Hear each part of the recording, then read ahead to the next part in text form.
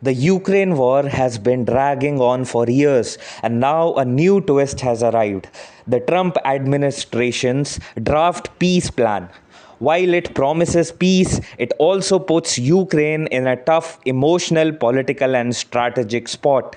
The latest draft peace proposal from the Trump administration has stirred a lot of stress and confusion in Ukraine. President Zelensky openly said that Ukraine now faces a very difficult choice. Why? Because the plan pushes Ukraine into a corner where it might lose either its dignity or its most important partner, the United States. Even more pressure comes from the deadline.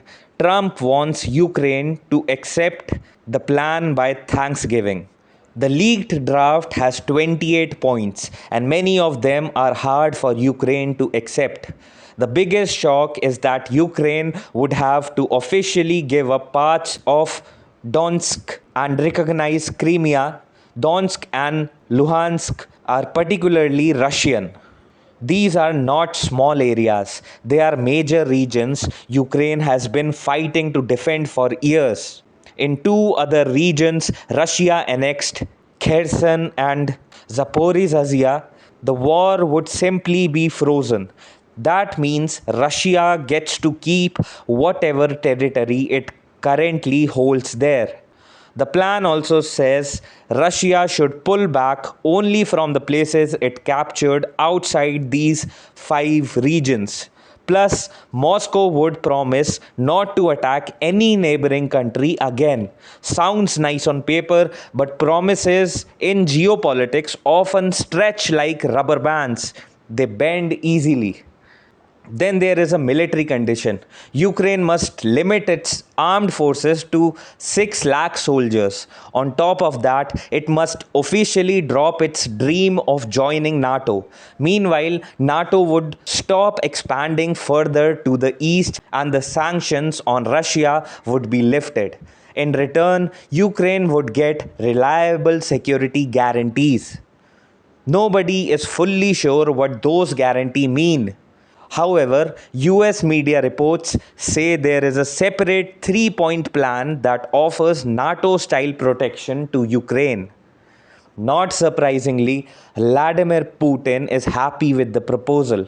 Ukraine and its European partners, not so much. They are now trying to make their own alternative plan, something they call peace with dignity.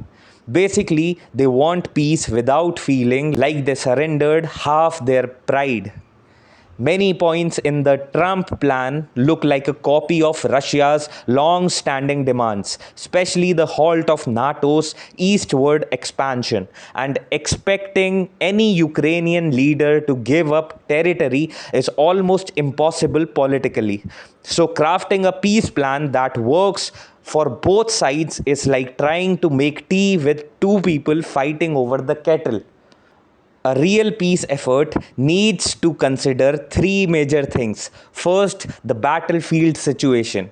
Right now, Russia has the upper hand and controls more than 20% of Ukraine's pre 2014 territory. Second, Ukraine desperately needs strong, believable security guarantees. And third, Europe needs a new security system because the old post Cold War setup is basically broken. At the end of the day, Ukraine is stuck between giant powers, the West on one side, Russia on the other. Trust has disappeared like Wi Fi in a basement, and the entire European security system is shaky. Continuing the war forever is not a solution. Trump's plan has flaws, but at least it gives everyone a starting point to sit down and talk. The Trump proposal may not be perfect, but it forces everyone to face the tough questions that have been ignored for too long. Peace won't magically appear, but structured dialogue might be the first baby step. If nothing else, this plan pushes the world back to the negotiation table, and that itself is a beginning. Bihar has a brand new council of ministers, and everyone is talking about how power is shifting between the BJP and JDU. Nitish Kumar is still chief minister, but things look very different this time. Bihar's new power game. Bihar's politics has taken an interesting turn after the new council of ministers was sworn in. Even though Nitish Kumar is still the chief minister, the real control seems to be the shifting towards the BJP. This time, the power sharing looks very different and honestly a little dramatic. Nitish Kumar has been the chief minister for almost 20 years, and during all that time, one thing was constant. He always kept the home department with him. The home ministry is super powerful because it controls law and order, police, and many important decisions. But guess what? This time he does not have it. Instead, the home portfolio has gone to Samrat Chaudhary, one of the two BJP deputy chief ministers. That alone tells you who is calling the shots now. The other Deputy Chief Minister, Vijay Kumar Sinha, has received several big departments too: revenue, land reforms, mines, and geology. These might not sound glamorous, but trust me, they hold major administrative power. When you control land, resources, and mining, you basically have a huge say in how the state runs. Out of 26 ministers, 14 are from the BJP, and they also control other key ministries like health, law, agriculture, urban development, and road construction. So even though Nitish Kumar is the CM, the BJP has taken the driver's seat and is steering the political car of Bihar. Why this shift?